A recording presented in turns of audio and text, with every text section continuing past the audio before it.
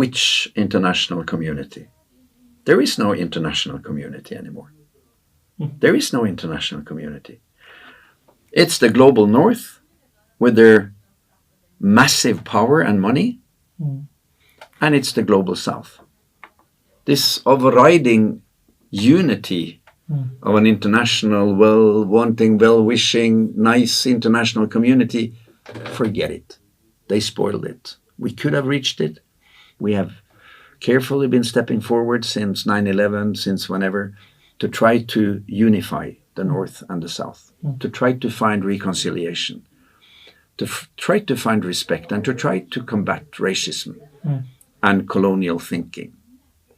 What Israel is doing now, together with the United States, is a massive setback for that reconciliation process.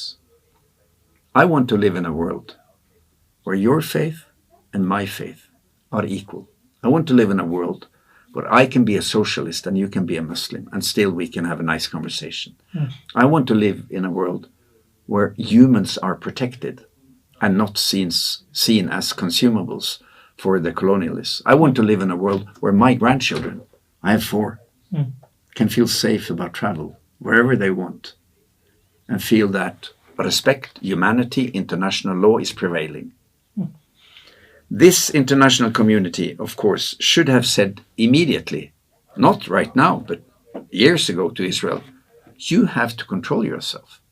You cannot continue with this massive expansion of your colonies in the West Bank. You cannot continue with apartheid in the West Bank and Gaza. You cannot continue to harass and attack school children because they are Palestinian. We stop you. We hold you accountable. We take you to the International Criminal Court. You have to obey. You have to take the consequences of your bombardment of Gaza and the healthcare in Gaza. That should have been done in 2006 and 9 and 12 and 14 and 21, but nobody stopped them. They were never held accountable. They've always been having this impunity shielded by the United States. And it's like a pit bull. If you don't control it, it will control you.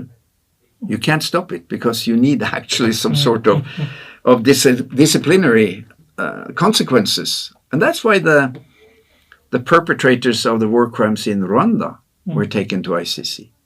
And that's why the perpetrators in Srebrenica were taken to the International Criminal Court.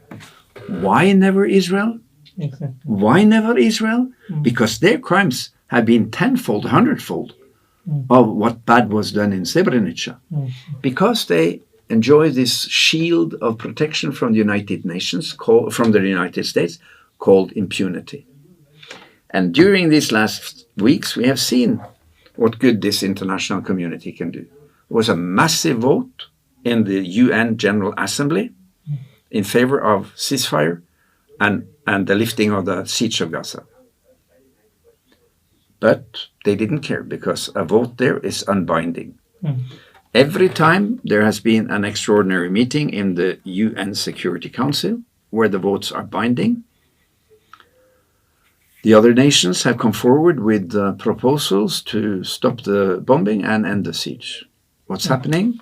The United States veto. They don't want ceasefire. Like the crowds were shouting with the Israeli flags, no ceasefire. What is this? You know? So this international community that we so much wanted after the Second World War, we wanted another world. We wanted rules and regulations. Here is the framework. If you have a conflict, if you fight someone, these are the rules. Don't attack women, don't attack children, don't attack hospitals and schools. These are protected. 4th Geneva Convention. We want war criminals to be taken to court and held accountable and to sit and serve their sentence. You know who should have been in these jails in the International Criminal Court? Biden should have been there. Netanyahu should for sure have been there. This Gallant should have been there, the Minister of Defense, the Minister of Attack, rather, in Israel. They should have all been there. They would be punished. What happens? They say, we don't care about the International Criminal Court. We do as we want. We are the bullies of the world. We are the pit bulls in the street. We have the bat. We hit you. If you even dare talk to us, we'll smash your mouth.